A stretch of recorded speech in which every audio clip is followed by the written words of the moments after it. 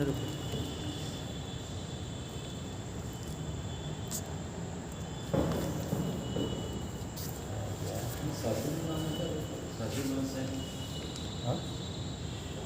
છે ચારે ચાર નામ તમને કહું છું છેલ્લા જે ચાર હતા ને ચારે ચાર નામ કહું અને આપણે એમની આચાર્ય પોતાની વિગત લઈ લઈએ.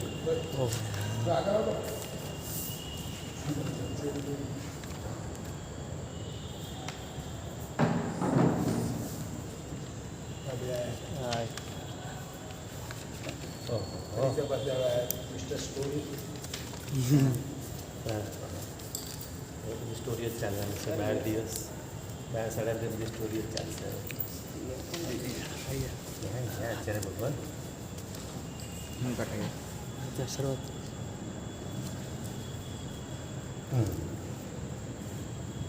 તો આપણે પ્રશ્ન હતો આચાર્ય શ્રી દુપ્પા સૂરીજીની વિગત. તો આ જ્યારે પાંચમો વરો જ્યારે પૂરો થવા આવશે ને ત્યારે છેલ્લા ચાર એક સાધુ એક સાધ્વી એક શ્રાવક એક શ્રાવિક ચતુર્વિધ સંઘ માત્ર આટલો રહેશે અને છેલ્લું સૂત્ર 10 વૈકાલિક સૂત્ર બરાબર એ રહેશે. હા એ પ્રશ્ન હતો કે આચાર્ય દુપ્પા સૂરીજીની વિગત.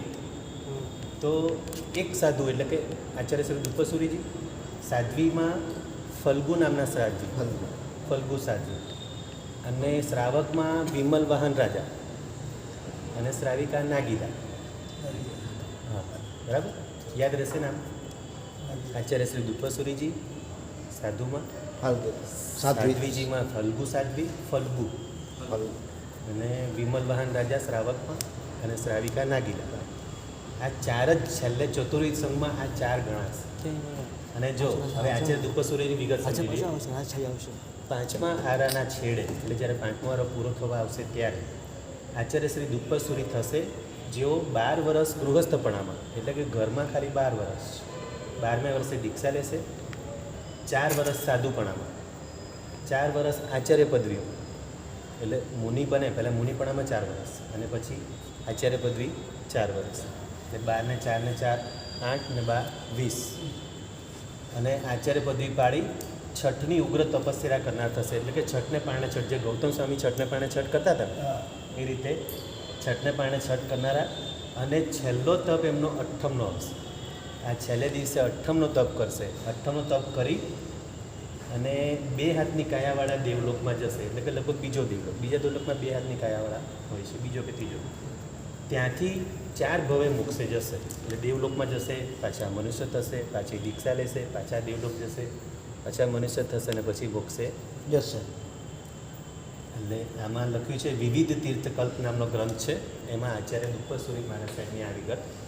તો અત્યારે પણ એ દેવલોકમાં 2 હાથની જ કાંઈ જોડે પુરુષો દેવો હોય. હા અમુક દેવલોકના બધા માપ જ છે. અમુક દેવલોકમાં 2 હાથની જ કાંઈ ફિક્સ જ. હા દેવોનો અમુક માપ જ છે. કયા દેવલોકમાં કેટલા એનું આખું છે ડિટેલમાં. એ તો બધું પુસ્તકમાં જોઈને તમને જણાવીશ બધું. સૌથી સર્વાસિકમાં તો સૌથી નાના. તો પણ અત્યારે આપણે 7 હાથની કાયાવાળા છીએ. આપણે ક્યાં 7 હાથની કાયા છે? ભગવાનમાં આવી તો 7 હાથની આપણે એના કરતાં અડધા છીએ. આપણે એમ નહીં, આમ તો ભગવાનના શાસનમાં તો 7 હાથની કાયા કહેવાય. આપણે અત્યારે આપણે ભગવાનથી અડધા છીએ. આપણે એ અલગ હોય, પણ આમ કહેવાય 7 હાથની કાયાના ભગવાનના શાસનમાં તો છેલ્લા ભગવાન જે થયા મહાવીર સ્વામી એ 7 હાથની કાયાના થાય. હા પણ આ દેવલોકનું દેવોનું શરીર જુદું હોય, મનુષ્યનું શરીર જુદું. તમે મનુષ્યની વાત કરો છો. નહીં, એ તો સમજી ગયો. મને એમ કે આપણા કરતાં તો દેવો બહુ મોટા હોય એમ. ના ના ના ના ના દેવોનું શરીર આપણાથી નાનું હોય. જેમ જેમ દેવલોકમાં ઉપર જાય ને સર્વાત સિદ્ધમાં તો 7 સૌથી નાના આટલા જ મોટા હાથની કાયા. ઓહો. હા એટલે જેમ શરીર નાનું ને એમ ઉપાધિ ઓછી, દુઃખ ઓછું. શરીર જેટલું મોટું એટલું દુઃખ વધારે. તો અમારી હાઈટ ઓછી છે, તમારી ઉપાધિ ઘણી છે, તમારી હાઈટ મોટી છે, તો તમારે તો કાંઈ ઉપાધિ છે એટલે નહીં. આપણે તો ખાલી સામાન્ય ઉપાધિ ઓછી. આપણે તો ખાલી સામાન્ય આની વાત નથી. દેવલોક, જી જી. દેવલોકમાં જેમ ઉપર જેમ સુખ વધારે, કેમ કે જેમ ઉપર જેમ શરીર નાનું પદ વધારે અને આયુષ્ય લાંબા, પદવી બી વધારે, આયુષ્ય લાંબા અને આનંદ વધારે. એટલે બીજું બધું કામના વાસના બધી ઘટતી જાય. જેમ ઉપર જેમ બધી વાસના ઘટતી જાય. અને આમ તો જેવડું રૂપ કરવું એવું કરી શકે. તો આ વાતથી આપણે જે ગઈકાલના પ્રશ્નો હતો એનો જવાબ થયો બરાબર. અને બીજો કોઈ પ્રશ્ન કરેલો તમે? નથી કરે. સાહેબ નામ હતું, સાહેબનું નામ કીધું ને 12 4 8 4 20 કેમ કે જેમ જેમ છઠ્ઠવારો નજીક આવશે આયુષ્ય તો ઘટતા જ જવાના ને. છઠ્ઠારામાં તો 16 થી 20 વર્ષના આયુષ્ય રહેવાનું. શ્રાવિકાનું નામ શું હતું? શ્રાવિકા નાગીલા.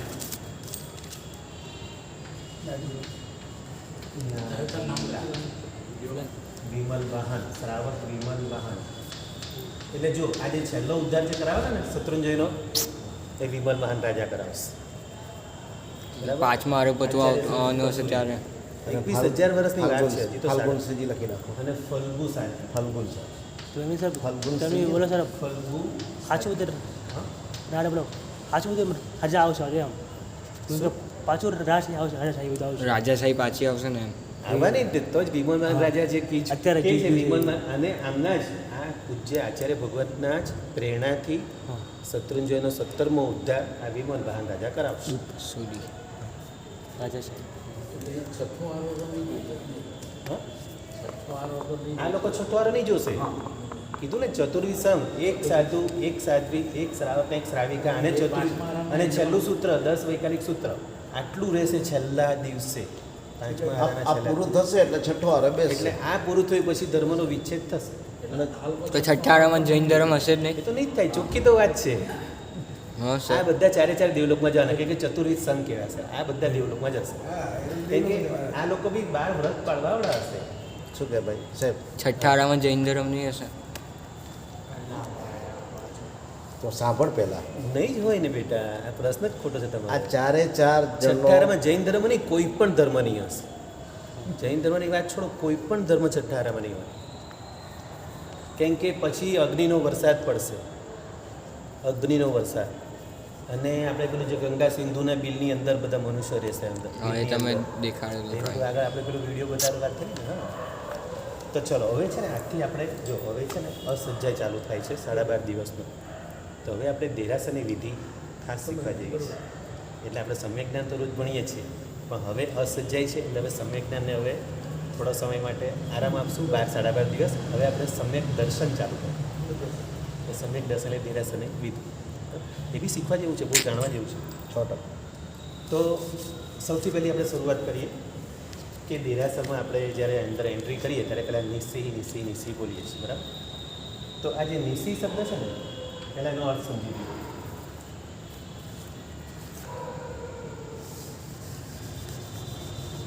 આનો તો હવે જરૂર નથી.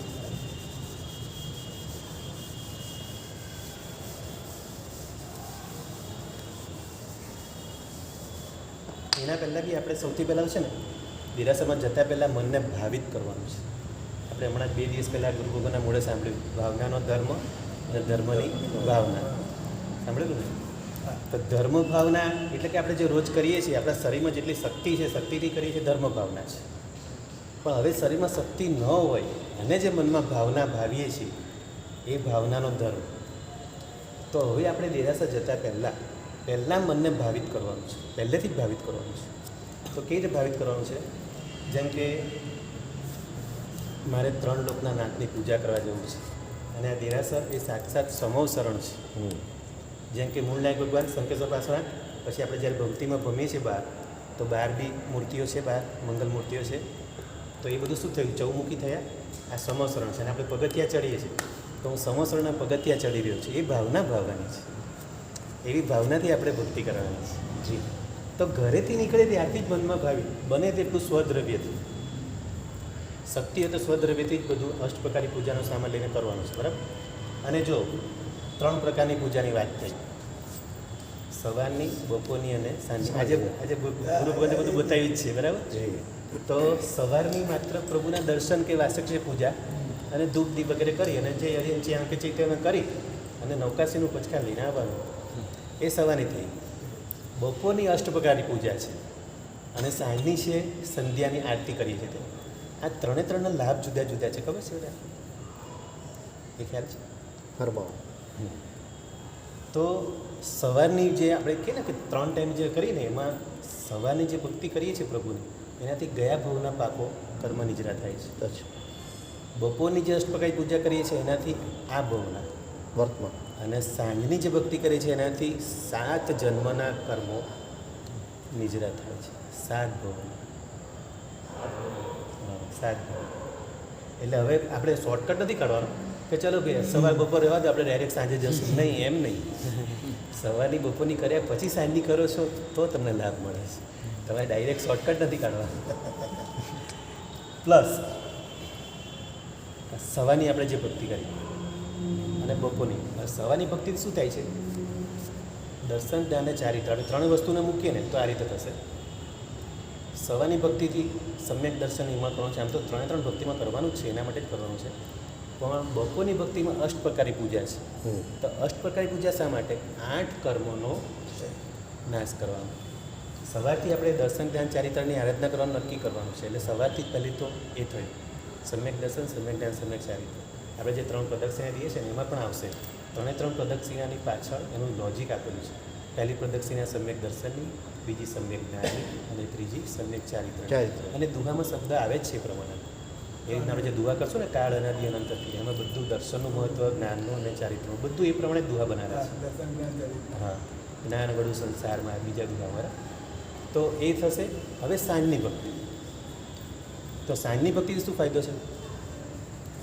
સવારની તો સમ્યક દર્શન, જ્ઞાન, ચારિત્ર, બપોરની અષ્ટકર્મની. હવે સાંજની ભક્તિ. સાંજની ભક્તિમાં હવે જે આમાં એક બીજું બી સમજવાનું છે.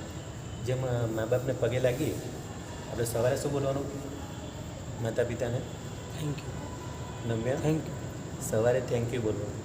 અને સાંજે પ્રભુને મિચ્છામી માતા પિતાને પગે લાગીને શું બોલવાનું? મિચ્છામી દુક્કડમ. સોરી, મિચ્છામી દુક્કડમ. કેમ કે આપણે આખો દિવસમાં આપણું વર્તન કેવું છે આપણને ખબર છે. આપણે કંઈ સામું બોલ્યા હશું તો એનું સોરી. એ રીતે પ્રભુને પણ હવે આપણે સવારે પ્રભુને થેન્ક યુ કહેવા માટે જવાનું છે. સવારે એના વગર નવકારસી નથી કરવાની. તો એ સવારની પૂજા. પ્રભુને ખાસ થેન્ક યુ કહેવા માટે કે પ્રભુ, કેટલા લોકો તો બિચારા ઊંઘમાંથી ઉઠતાય નથી. પ્રભુ તે મને જગાડે. તારો ખૂબ ખૂબ આભાર. અનંત ઉપકાર છે પ્રભુનો. એક તો આપણને દેવગુરુ ધર્મ મળે, આ બધું પ્રભુની કૃપા છે. આવો સરસ મનુષ્ય ભાવ મળ્યો, આવી આર્યભૂમિ મળી, સાધુ સાધી ભગવાન આપણે રોજ પ્રવચનો લાભ મળે છે. બરાબર? આવો સરસ સંઘ મળ્યો, આ બધાનો ઉપકાર છે. શ્રી સંઘનો બી ઉપકાર છે આપણા પર. પ્રભુનો ઉપકાર છે, દેવગુરુ ધર્મના બધો ઉપકાર. તો એ બધું થેન્ક યુ કહેવા માટે જવાનું. સવારમાં પ્રભુને થેન્ક યુ કહેવાનું છે. તો સવારથી પ્રભુને થેન્ક યુ કહો, આખો દિવસ કેવો પ્રસન્નતામાં જાય, આનંદમાં જાય.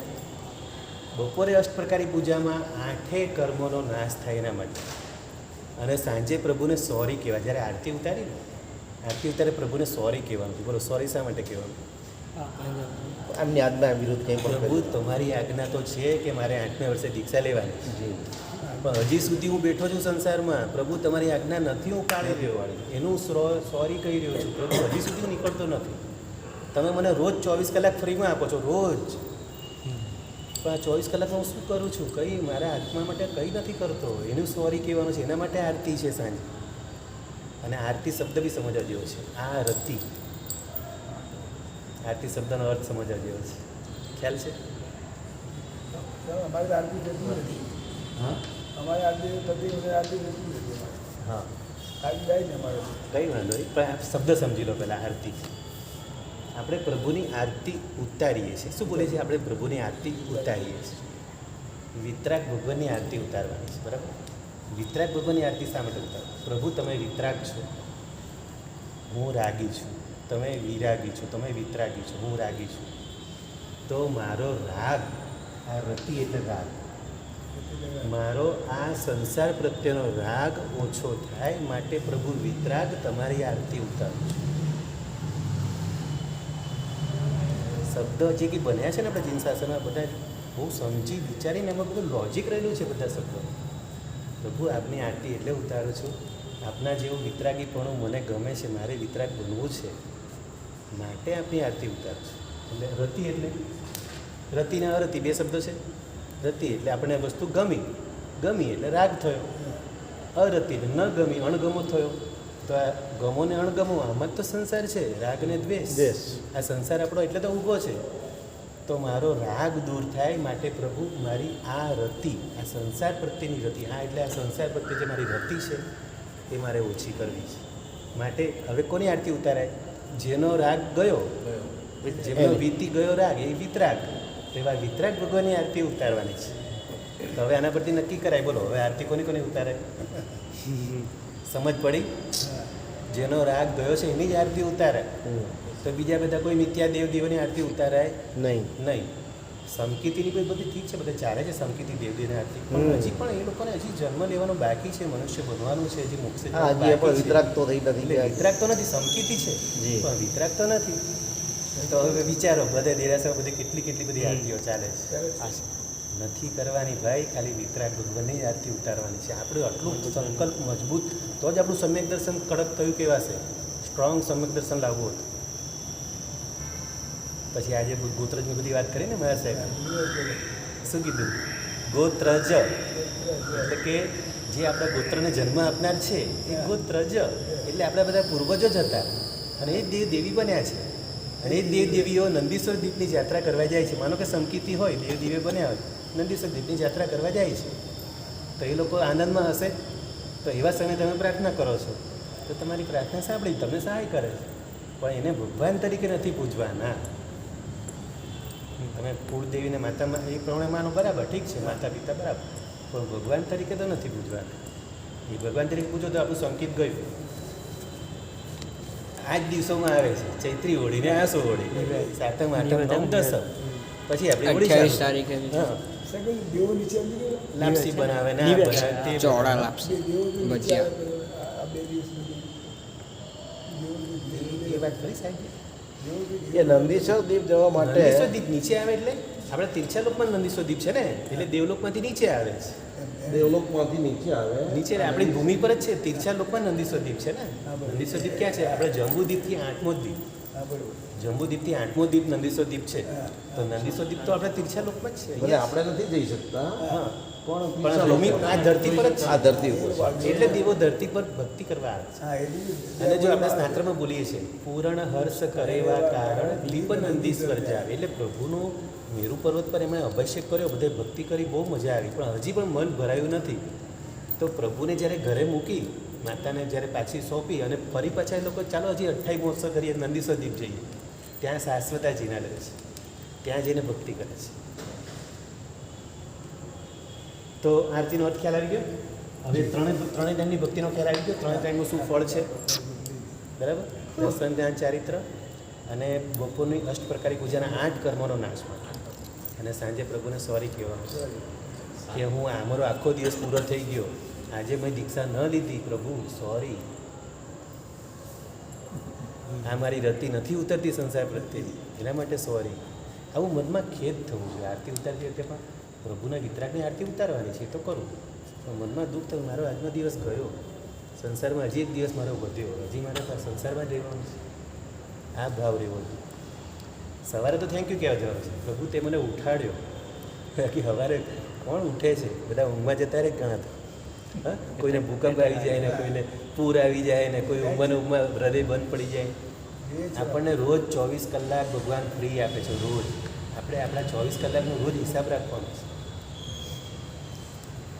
રૂપિયાના હિસાબ તો બહુ રાખ્યા, જમા ઉધાર બહુ કર્યા, એ બધું અહીંયા રહી જવાનું છે. આપણે આપણા સમયનો હિસાબ કરતાં શીખવાનું છે. એક ક્ષણ કિંમતી છે આપણી. હવે આ શાશ્વતી હોળી આપણને એ બતાવવા માટે જ આવી છે. તારી એક પળ જાય લાખની, તું ભક્તિ કરી લે પ્રભુ નામ. તો જો હવે સૌથી પહેલાં એક તો સ્વદ્રવ્યથી પૂજા કરવાની છે. આપણે સૌથી પહેલાં 7 પ્રકારની શુદ્ધિ ખબર છે ને? અંગ વસન મન ભૂમિકા, પૂજોપકરણ 7, ન્યાય દ્રવ્ય વિધિ શુદ્ધતા, શુદ્ધિ 7 પ્રકાર. આ 7 પ્રકારની શુદ્ધિથી આપણે ભક્તિ કરવાની છે, બરાબર? પહેલું છે અંગ વસન મન ભૂમિકા. કેટલું થયું? 4. પછી અંગ વસન ભૂમિકા, પૂજોપકરણ સાર, અને પૂજાના બધા જે ઉપકરણો, આપણે પૂજા માટે જે અષ્ટપ્રકારી પૂજાની સામાન થાય ને, પૂજોપકરણ સાર એટલે બધું સારી વસ્તુ. પૂજોપકરણ સાર. ન્યાય દ્રવ્ય, હા, એટલે ન્યાયોપાર્જિત દ્રવ્ય. આપણે જે દ્રવ્ય કમાઈએ છીએ, જે કંઈ રૂપિયા વગેરે, એ ન્યાયથી કમાયેલું છે, અન્યાયથી નીતિપૂર્વક કમાયેલું છે, અનીતિનું નથી. એ બહુ ઇમ્પોર્ટન્ટ છે. એટલે આપણે સ્વદ્રવ્યથી પૂજા તો કરીએ, પણ સ્વદ્રવ્ય પણ આપણું નીતિપૂર્વકનું જોઈએ. આ બહુ ઇમ્પોર્ટન્ટ છે. ન્યાય દ્રવ્ય અને વિધિ શુદ્ધતા. દેરાસરમાં જે વિધિ કરી એ બરાબર શુદ્ધિપૂર્વક એ બહુ જરૂરી છે. જે કંઈ મુદ્રા વગેરે કરવાની છે વિધિ શુદ્ધતા. તો હવે કેટલી પ્રકારની શુદ્ધિ થઈ? શુદ્ધિ 7 પ્રકાર. અંગ એટલે શરીર ચોખ્ખું જોઈએ, વસન એટલે વસ્ત્રો ચોખ્ખા જોઈએ, પૂજાના વસ્ત્રો. મન તો શુદ્ધ જોઈશે જ. દેરાસરમાં મેલું મન નહીં ચાલે. એટલે મનને ભાવિત કરીને મેં કીધું ને આગળ આપણે સમસરણમાં જઈ રહ્યા છે, એક એક ડગલું ભરે શેત્રુંજય સ્વામી. શેત્રુંજય તો ભલે દૂર છે પણ આપણે મનમાં ભાવ લાવો. આપણા દેરાસરમાં શત્રુંજયનો પટ તો છે જ, તો આપણે શત્રુંજય જ જઈ રહ્યા છીએ, ભાવથી જ જવાનું છે. અને આપણે સમસરણમાં પગથિયા ચડી રહ્યા છીએ. આપણે પગથિયા કેટલા બધા સરસ છે અહીંયા, સમસરણ ચડતા એવું જ લાગવું જોઈએ, બરાબર? એવો ભાવ. તો મન ભૂમિકા એટલે જે આપણે જે ભૂમિમાં જે બધું પૂજા કરવાનું છે બધી શુદ્ધ. એટલે દેરાસરમાં માનો કે કાજો વધારે પડ્યો હોય તો પૂજારીને બૂમ નથી મારવાની, આપણે લેવાનું સાવરણીને જાતે જ કાજો. જો જાતે કાજો કાઢીએ ને તો 100 વર્ષનું નરકનું આયુષ્ય, એક દિવસ માત્ર દેરાસરમાં કાજો કાઢીને 100 વર્ષનું નરકનું આયુષ્ય તૂટે છે. કેટલો બધો લાભ છે. શ્રી સંઘની ભક્તિનો મને લાભ મળી રહ્યો છે. આ દેરાસરનો કાજો કાઢવો એટલે બહુ ઉત્તમ લાભ છે. પૂજારીને બૂમ મારીને બોલાવવાનો જ નથી. એ તો બિચારો આખો દિવસ કામ કરીને થાકી ગયો હોય, એના પર દયા કરવાની છે. મન ભૂમિકા પૂજોપગ્રંથ અને પૂજાના ઉપકરણ આપણે જે કહેલા કે બધા શુદ્ધ હોય. આ બધું શુદ્ધ. 1 2 3 4 5. છઠ્ઠું નાય દ્રવ્ય અને 7મી વિધિ શુદ્ધિ. એટલે વિધિપૂર્વક બરાબર. વિધિપૂર્વકના એટલે જે પહેલાં તે પહેલાં ને પછી તે પછીવાળું પહેલાં લે ને પછી પહેલાંવાળું પછી, એમ ન ચાલે. જેમ રોટલીનો લોટ બાંધ્યા પછી એનો કણક બાંધ્યા પછી એને લુવા પાડવાના, પછી તવી પર ચડે વણાય, પછી તવી પર ચડે, પછી ગરમ, પછી ફૂલકા થાય. ડાયરેક્ટ ફૂલકો ન થાય, લોટને સીધો નાખો અગ્નિમાં, ન થાય. તો આ પણ વિધિ પ્રમાણે કરવાનું છે, બરાબર? તો હવે આપણે લઈશું શરૂઆત. હવે જો શુદ્ધિ માટે પણ અંગ વ્યસન. પહેલાં તો અંગની શુદ્ધિ કરવાની છે, મનને તો ભાવિત કરવાનું જ છે. સવારે ઉઠ્યા ત્યારથી બસ મારે જલ્દી પૂજા કરવા જવું છે. અને પૂજાનો બીજો જે રીતે સમય છે જે પ્રમાણે અષ્ટપ્રકારની પૂજા કરવી હોય તો બપોરનો સમય 11 સાડા 11. અને સવારની જે ખાલી નવકારથી પહેલાં આપણે પચકાણ લેવા જવું છે તો એ સવારનું ખાલી વાક્ષેપ પૂજા, વાસક્ષેપ અને જે કંઈ છે તેનો વગેરે દૂધ દી વગેરે કરીએ તો એનો સવારનો સમય. તો જે કંઈ બી સમય લઈએ છે પણ શુદ્ધ કપડાં માટે આપણે પહેલાં તો નાહવાનું હોય છે. સવારે વાક્ષેપ માટે બી નાહવું તો પડશે જ, શુદ્ધ કપડાં પહેરવા માટે. હા, શું સામાયિકના કપડાં તો ખરા ને, એ બી કપડાં તો શુદ્ધ તો જશે. ના તો વધારે સારું, લગભગ તો નાઈને જવું વધારે સારું. આ બધી પ્રણાલિકા હતી, દિવસો દિવસ એનો છે ને લોકો અર્થઘટન કરતા થઈ ગયા, બંધ થઈ ગયું. હમણાં સમય એવું છે ને કે મોટા ભાગે ઘરમાં બધી બહુ શુદ્ધિ રહેતી નથી. એટલે હવે બહુ ડિટેલમાં નથી જવું આપણે. અને હું તો કહું શુદ્ધ થઈને જવું વધારે સારું. નહીતર પછી નમોરી અંદર ધૂપ દીપ કરી. દેરાસરમાં બધા લોકો નાઇટીમાં તો હવાય નહીં, બધું જાણે છે, લેગો પાયજામાં હવાય નહીં. આપણે સમજીએ છીએ કે બહુ ડિટેલમાં નથી જતા, તો શુદ્ધિ કરવી વધારે સારું. તો હવે નાહવાની પણ વિધિ આપી છે આપણે જીન શાસનમાં. કઈ દિશામાં મોઢું રાખીને કેવી રીતે નાહવું એ પણ આપ્યું છે. કેમ કે સાધના કરવાની છે તો સાધના માટે ઉત્તર દિશા. તો ઉત્તર દિશા આપણે બાથરૂમમાં પણ ઉત્તર દિશા તરફ મોઢું રાખીને નાહવાનું છે. અને પાણી ઓછું વાપરવાનું છે. સૌથી પહેલી વાત જૈણાપૂર્વક. અળગણ તો નહીં જ, અળગણ પાણી તો વાપરવાનું જ નથી. અને જે કંઈ વાપરો, જો 2-3 ડબલાથી ચાલતું હોય તો ડોલ ભરીને નથી લેવાનું. 2-3 ડબલાથી જે ચાલતું હોય તો ડોલ ભરી તો લેવાનું નથી. અડધી ડોલની, પા ડોલની, હું તો કોઈ જેટલું બને એટલું ઓછામાં ચાલે તો સારું. અને ઘણા લોકો તો એવો પણ નિયમ રાખે છે કે ભાઈ આજે કોઈ કારણસર મારે પૂજા થાય એમ નથી લાગતી, માનો કે કંઈ સૂતક વગેરે હોય તો કંઈ નહીં, આજે નાવું જ નથી ને ભાઈ, પૂજા કરવી તો જ નાવું. કેમ લગભગ મારે એવું છે. હા, પૂજા ના કરવાનું તો નહીં નાવાનું. બસ તો શા માટે નાઈને? તબિયત બરાબર હોય અંધા પૂજા કરવા નથી જવાની શક્તિ તો પછી નાવાનું પડે. ઘણા બધા કારણો હોય, સૂતકના બી કારણો હોય. કોઈ આપણે સ્મશાને જઈને 3 દિવસ પૂજા કરવાની ન હોય, નાવું જ નથી ભાઈ. હા બસ સારું. જેટલા આપણે ન નાઈને શું વિચારવું ખબર છે? અબકાઈના જીવોને મને તો એટલો મને લાભ મળ્યો, ચાલો અબકાઈના જીવો તો બચ્યા. એની સાથે અને એ અંદરથી એ અંદરની પૂજા છે, આ ભાવ પૂજા છે. મારા પ્રભુની આજ્ઞા પાળી, જૈણા પાળી, એટલે દ્રવ્ય પૂજા તો બરાબર છે પણ આ ભાવ પૂજા છે. મારા પ્રભુની આજ્ઞા પ્રમાણે જીવું છું, બસ આ ભાવ પૂજા છે. બરાબર. તો હવે જો નાહવા માટે ઉત્તર દિશા તરફ મોઢું રાખી અને જેટલું બને એટલું ઓછું પાણી બને ત્યાં સુધી સાબુનો ઉપયોગ ન કરો તો વધારે સારું. સાબુ પાણીમાં જાય છે ને પાણીના જીવોને જે હેરાન કરે છે સાબુ વગર ચાલતું હોય. સાબુ શેમ્પુ વગેરે. હા, શેમ્પુ ઠીક છે, અઠવાડિયે એકવાર લગાવવું પડે વાત જુદી છે. હું તો કહું તમારે તો બહુ સારું, શેમ્પુની જરૂર જ નથી હવે. સાહેબ 4 વર્ષથી સાબુથી નથી નાયો. બહુ સરસ, બહુ ફાઇન. 4 વર્ષથી સાબુથી નથી. ચાલે છે, ઉપરથી શરીર સારું રહે છે. સાબુ વગર હોય ને શરીર વધારે સારું થાય. કોઈ તકલીફ નથી સાહેબ, બધું બરાબર છે. મારા સાહેબ વર્ષોથી 50 હા, 50 વર્ષ 60 70 વર્ષના સાથી એટલા સંયમ કર્યા તો બી મારા સાહેબ વધારે કેવા સરસ. એટલે ખરેખર પાણીથી વધારે શરીર ગંદુ થાય, સાબુથી વધારે ગંદુ થાય. અહીંયા આપણે રક્ષાની વ્યવસ્થા નથી ને, તો હું તો ગાડી જવું ને તો રક્ષા કે માટીનો બે નથી સાફ કરવું, સાબુ ન વાપરેલા. પણ અહીંયા તો આપણે ઘરે વ્યવસ્થા ન હોય એટલે સાબુ 2 નંબર જઈને આવે એટલે વાપરવું પડે સાહેબ. અને ઘરમાં ગરણું તો બધા લગભગ આપણે તો જૈનોના ઘરમાં તો ગરણા હોય જ. કેટલા પ્રકારના ગરણા ખબર ને? ગરણાના કેટલા પ્રકાર? બોલો છોકરાઓ. એક જ ગણા શું 7 પ્રકારના ગરણા. ગાળવાનું વસ્તુ. પાણી ગળવા આપડ માટે રૂમાલ હોય એ. ગરણા 7 પ્રકારના. પાણીનું ગરણું એટલે મીઠા પાણીનું, ખારા પાણીનું, ઘી, તેલ, છાશ, દૂધ. કેટલા થયા? 6 થઈ ગયા. આ બધું અને બી લોટની ગળીને જ ચાળણી. વાપરવાનું? લોટ ચાળવાનો. હા, આ બધું બી કમ્પલસરી ગળીને જ વાપરવાનું. હાસ તો વળી. એટલે એમ ગરનાનું જે કાપડ હોય તે તો સેમ જ હોય ને, ખાલી ગરના અલગ અલગ. પ્લાસ્ટિકની ગરણીથી હવે તો ઘી આપણે પ્લાસ્ટિકની ગરણીથી પ્લાસ્ટિક બધા આવી ગયું છે, બાકી ખરેખર તો પ્લાસ્ટિકનો ઉપયોગ નથી કરવાનો. પહેલાં દેશી કપડાથી જ ગરતા. પાણી ગળતા જ ને કપડાં. સવારનું પાણી ગાળવાનું બધું. એટલે જો આપણા બાથરૂમમાં ગરણી વ્યવસ્થિત જોવાની. અમુક સમય થાય બહુ પીળો કલર થઈ જાય તો તરત બદલી કાઢવાનું, કેમ કે બધા અંદર જીવો ભેગા થાય એટલે પીળો કલર થાય છે. બાકી સફેદ ગરણી અને પીળી કઈ રીતે પડી જાય? તો આ બધી જૈણા રાખવાની છે. એટલે જેટલા બી સૂક્ષ્મ જીવોને તમે જેટલી જૈણા પાડશો, પૃથ્વી કાંઈ અપકાય તેવકાય વાવકાય આ બધામાં જ. એટલે જેમ કે દેરાસરમાં ધૂપ એક ચાલે છે તો મારે બીજું કરવું જ નથી. નવું શા માટે પ્રગટાવવું? એક ચાલુ છે તો બીજું નવું પ્રગટાવવાનું જ નહીં ભાઈ. શું જરૂર છે? જે છે એનાથી આટલું તો આટલું બસ. આમ હાથ રાખીને ઊભા રહેવાનું છે. એ બધું આગળ આવશે, બધી વિધિ ઘણું બધું શીખવાનું છે. તો આ તો હજી શરૂઆત છે. હજી તો આપણે દેરાસર પહોંચવા, હજી તો નાહવાની વાત છે. તો નાવાની સુધી ચાલે છે. આપણી સુધી ચાલે છે. તો નાહવાની સુધી તો ઠીક છે, શરીરની કરવાની, પણ સાથે સાથે પહેલાં મનને આવી રીતે ભાવિત કરી દેવાનું છે. મારા પ્રભુની આજ્ઞા શું છે? દરેક જગ્યાએ મારે પ્રભુની શું આજ્ઞા છે? મારે પાણી જેટલું બને એટલું ઓછું વાપરવું. પહેલેથી જ પ્રભુની આજ્ઞા મનમાં ચાલવી જોઈએ. એ જ સાચી પૂજા છે ને. ભાવ પૂજા તો એ જ છે. પ્રભુની આજ્ઞા આણાય ધમો એ જ ભાવ પૂજા છે. આપણે દ્રવ્ય પૂજા કરવાની છે. આપણે શ્રાવકોને ઠીક છે, મળ્યું છે તો આપણે કરવાની છે, પણ એના દ્વારા મારે પહોંચવું છે, મારે નિશ્ચય ભાવ પૂજામાં મારે પહોંચવાનું છે. કે એવો દિવસ ક્યારે આવશે કે હું સર્વવૃત્તિ લઈશ ને મારે આ બધી પૂજા છૂટી જાય, દ્રવ્ય પૂજા મારે ન કરવી, પણ મારે ભાવ પૂજામાં જ જવું છે. તો હવે ઉત્તર દિશા તરફ મોઢું રાખીને નાહવાનું ઓછા પાણીથી. એના પછી બહાર નીકળ્યા.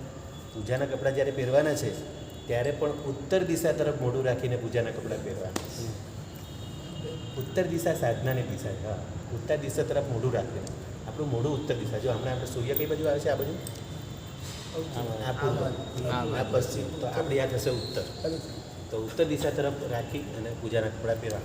પૂજાના કપડાં પહેરતા પહેરતા તો એવી ભાવના ભાવવાની છે કે આજે મારા પ્રભુને એવી ભક્તિ કરું કે મારા પરમાત્માનો મોઢું આપણે ઉત્તર તરફ છે. હા, શંખેશ્વર દાદાનું. એનો વાંધો નહીં. પ્રભુ ઉત્તર તરફ જ છે એમ કહું. એટલે આપણી દિશા તરફ ખબર પડી એમની જાય કે આપણે નજર ઉત્તર તરફ છે. જે બાજુ ભગવાનનું મોઢું છે એ સાઈડ. રોડ ટચ ઉત્તર. હા, રોડ. બરાબર બરાબર. પ્રભુની દ્રષ્ટિ ઉત્તર તરફ. હા, હા. તો હવે પૂજાના કપડાં પહેર્યા. પૂજાના કપડાં પહેર્યા. હવે પહેરતી વખતે પણ એ ભાવના ભાવવાની છે કે આ પૂજાના કપડાં ક્યારે મારે આ દીક્ષાના કપડાં બનશે. આ બધી જો જેવી ભાવના ભાવશું ને આપણે, એની એટલી કર્મ નિજરા એટલી ઉત્તમ કે હું દેશવૃત્તિમાંથી સર્વવૃત્તિમાં ક્યારે જઈશ. એ જ ભાવના ભાવની છે. આપણે પ્રભુ પાસે જઈએ છીએ, પ્રભુ જેવા બનવા માટે તો જવું છે. તો પ્રભુ જેવા બનવા માટે શું? પ્રભુએ જે લીધું છે, જે દીક્ષા લીધી છે, એ મારે ક્યારે લેવાની છે? આ બધી ભાવના આપણી કન્ટિન્યુઅસ ચાલતી હોય એટલે મનની શુદ્ધિ, આ મન શુદ્ધિ, મનમાં શુદ્ધ વિચારો, સારા વિચારો ભાવતા ભાવતા જવાનું છે. એટલે પૂજાના કપડાં પહેરતા એમ થાય કે ક્યારે, જેમ કે જમવા બી બેઠા હોય ને, શ્રાવક તો જમવા બેઠો હોય ને તો એ વિચારે, એને થાળીને વાટકા ન દેખાય, એને પાત્રા દેખાય. શ્રાવક એને કહેવાય. હા, કે હું ક્યારે પાત્રામાં વાપરીશ, ક્યારે આ થાળી આ બધું એઠા વાસણો બધું એઠવાડ બધું ગટરમાં જાય છે, મને દોષ લાગે છે. પાત્રા વાપરીશ તો મને આવો કોઈ દોષ જ ન લાગે. પાત્રા તો એ લોકો એમ જ ચોખ્ખા કરી દે ને. હા, હું ક્યારે પાત્રામાં વાપરીશ, હું ક્યારે ગોચરી ઓરવા જઈશ, આ બધી ભાવના હોય. જમતી વખતે પણ એ વિચાર આવો.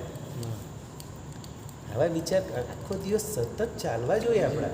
હા, ઇમેજિંગ ઊંચી રાખવાની. હા, બસ એ જ ભાવનાનો ધર્મ. આપણે શું સ્ટાર્ટિંગમાં શું વાત થઈ, ધર્મની ભાવના અને ભાવનાનો ધર્મ. આ ભાવનાનો ધર્મ આપણો ચાલવો જોઈએ. પછી કદાચ શરીર આપણું નબળું પડે, ક્યારેક હોસ્પિટલમાં પડ્યા હશે, પણ આ ભાવનાનો ધર્મ જો કન્ટિન્યુઅસ ચાલ્યા કરશે ને તોય કર્મ નિજરા થવાની જ છે. કન્ટિન્યુઅસ આપણી કર્મની અનંત ગૌના કર્મની નિજરા થાય છે. એટલે ભાવ ઉત્તમ રાખવાનો. તો હવે પૂજાના કપડાં પહેર્યા, પૂજાના કપડાં પહેરીને પણ એ જ ભાવ રાખવાનો છે કે બસ જલ્દી જલ્દી પ્રભુ પાસે પહોંચું. અને હા, પ્રભુની આજ્ઞા છે નીચે જોઈને ચાલુ. ઈરિયાવહી યાદ રાખવાનું છે. મારે દેરાસર જઈને ઈરિયાવહી કરવાની છે, પણ હવે ઈરિયા સમિતિનું પાલન કરતો કરતો જાઉં તો મારી ઈરિયાવહીમાં મને એટલો દોષ ઓછો લાગે. તો બરાબર નીચે જોઈને જૈનાપૂર્વક ચાલતા ચાલતા જવાનું છે. અને એમાં બોલો છે એક એકું ડગલું ભરે શેત્રુંજા. એટલે આ ડગલું એવું ભરવાનું છે કે પ્રભુની આજ્ઞા પ્રમાણે ઈરિયા સમિતિનું પાલન કરતાં કરતાં મારે જવાનું છે. તો પ્રભુ કહે છે રીખવ કહે ભવ કરોડના કર્મ ખબર. આ રીતે તમે પ્રભુની આજ્ઞા પ્રમાણે ચાલશો અને ભલે શત્રુંજય દૂર હોય, તમે તમારા દેરાસરમાં બી શત્રુંજય છે જ, એને શત્રુંજય જ માનો. અને શત્રુંજયને શું કીધું? ઋષભ કહે એક એક ડગલું શત્રુંજય સમુજય. હવે શત્રુંજય શબ્દમાં જ આપેલું છે. આ શત્રુંજયનો અર્થ શું થાય છે? શત્રુ પર જઈ શત્રુ પર જય. તો મારે મારા રાગ દ્વેષ ઉપર જય મેળવવાનો છે, એના માટે પ્રભુ પાસે જાઉં છું. એટલે એક એક ડગલું એ રીતે જૈનાપૂર્વક હું ચાલું. એટલે શત્રુંજય ભલે દૂર રહ્યો, પણ મારે તો શત્રુ પર જય મેળવવાનો છે, મારા રાગ દ્વેષ ઉપર જય મેળવવાનો છે. આવી રીતે મારે ચાલવાનું છે. એટલે રીખવ કહે ભવ ક્રોડનો. જો આ રીતે તમે ચાલશો, તમે આ મનમાં ભાવ રાખીને ચાલશો, મારે રાગ દ્વેષ ક્યારે ઓછા થાય એ રીતે ચાલશું, તો ભવ ક્રોડના એક એક ડગલામાં કરોડો કરોડ ભવના કર્મો ખપે છે. અને ભગવાન કહે છે રીકવ કહે ભવ ક્રોડના કર્મ ખપાવે તે. તો આ બધાને અનુપ્રેક્ષામાં આમાં ચિંતનમાં આ રીતે ચાલતા હોઈએ, દેરાસર આપણે જઈએ, ક્યાં રસ્તો જલ્દી જલ્દી પૂરો થઈ જાય, ક્યારે દેરાસર જાય ખબર ન પડે. અને પગથિયાં દેખાય, ઓહો મારા દાદાનું સમસરણ આવ્યું, મારા પ્રભુનું સિમંદર સ્વામીના, ડાયરેક્ટ હું મહાવિદ્ય પહોંચી ગયો. આ ભાવ રાખવાનો છે. અને એક એક પગથિયું ચડતા ચડતા પ્રભુના જેમ પેલા 1500 તાપસોને કેમ પ્રભુના દર્શન થતા હતા, બધાના કેવા જ્ઞાન થયું. કોઈને ઊભો લેતા અને કોઈને ખીર વાપરતા અને કોઈને ખાલી સમોસરણ ચડતા. આપણો એવો દિવસ ક્યારે આવશે આપણે સમોસરના પગથિયાં ચડશું ને પ્રભુના દર્શન થતાં જ કેવળ જ્ઞાન. જી, એ ભાવના ભાવતા, આવી ભાવના ભાવતા રોજ આપણે પૂજા કરવા જઈએ, બોલો શું થાય? મહાવિદ્ય અહીંયા જ પડેલું છે કે દૂર નથી. મહાવિદ્ય અહીંયા જ છે, આપણું સંકેશ્વર અહીંયા જ મહાવિદ્ય છે. ભાવના તો તમે ભાવી શકો છો. મન, આપણું મન આપણા હાથમાં છે.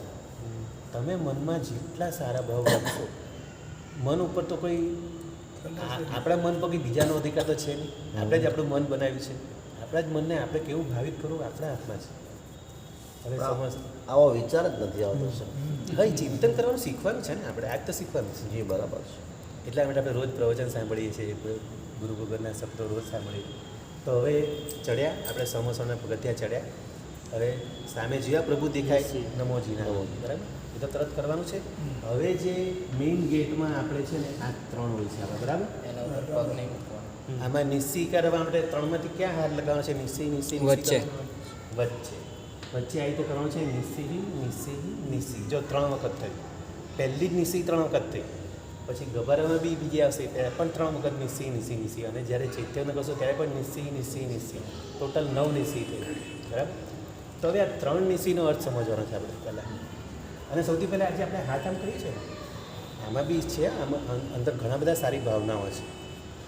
આપણું દેરાસર તો કેટલું મોટું, સંઘ કેટલો મોટો છે, આમાં તો કેટલા બધા જીવો આવે, કેટલા ઉત્તમ જીવો આવતા હશે અહીંયા. હા, એમાં કોઈ તીર્થંકર ભગવાનનો જીવ હોય, કોઈ ધુંધર ભગવાનનો જીવ હોય, ભવિષ્યમાં જલ્દી મોક્ષે જનારો, અને ક્યાંક આપણને લઈ જાય, આપણે એની સાથે ઋણાનું બંધ બાંધવો છે.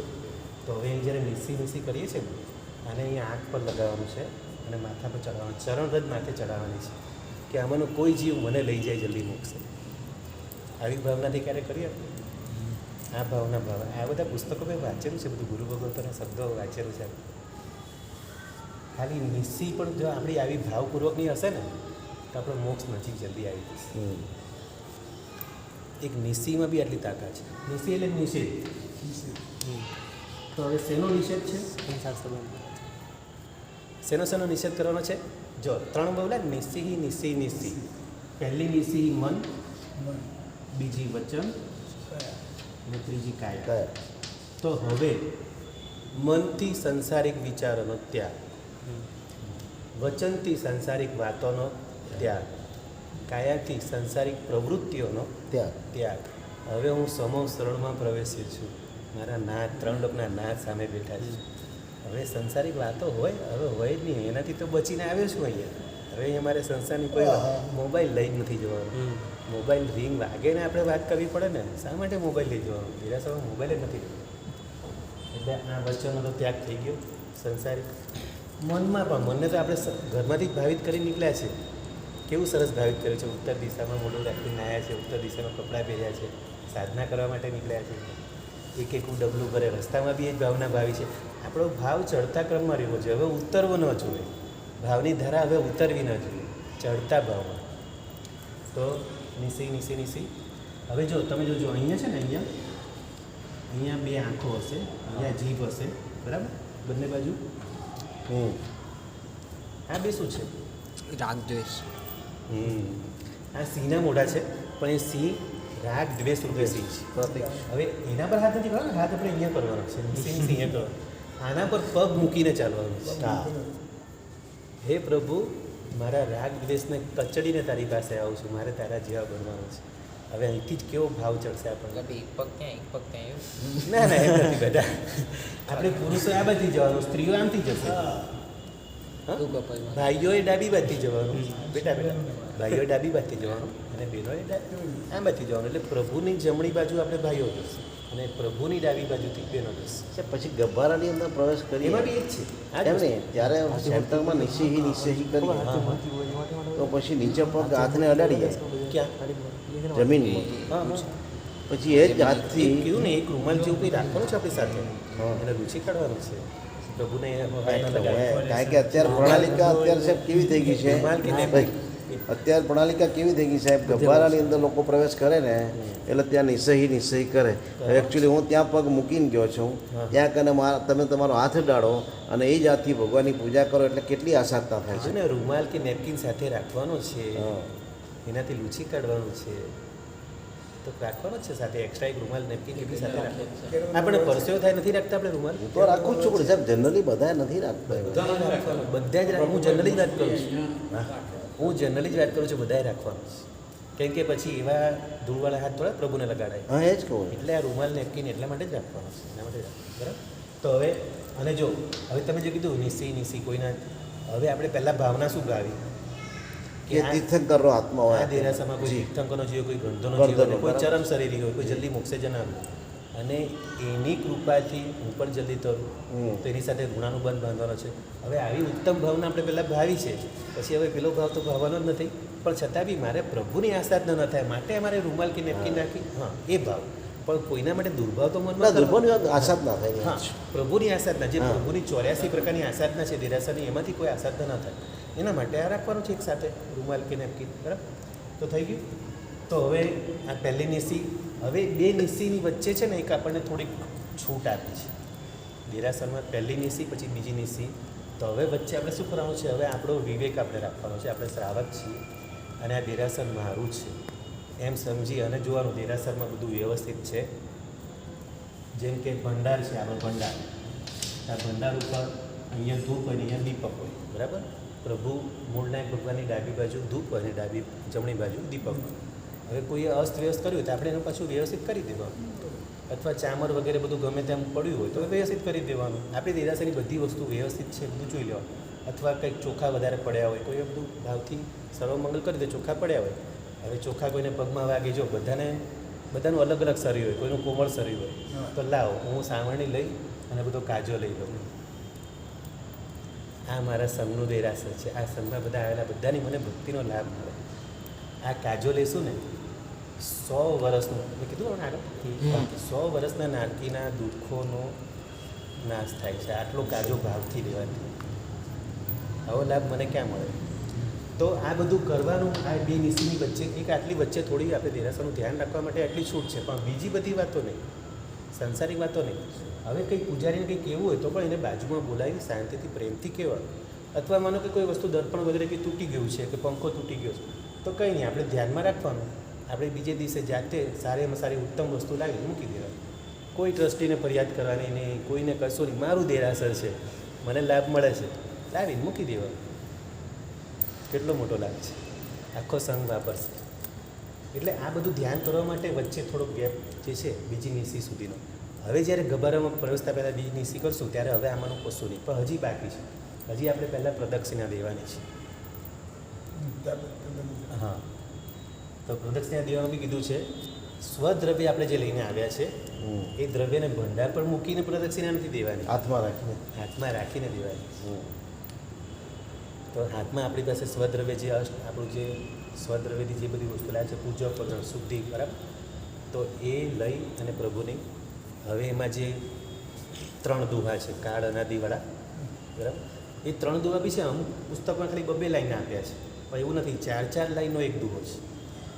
એટલે આપણે આખા 4 તરી 12 લાઈનના 3 દુહા થશે. આ બધા આપણે શીખવાના છે અને એ બધાનું પાછું મિનિંગ પણ સમજાવીશ તમને, અર્થ સાથે સમજાવીશ. એટલે હવે વધારે મજા આવશે.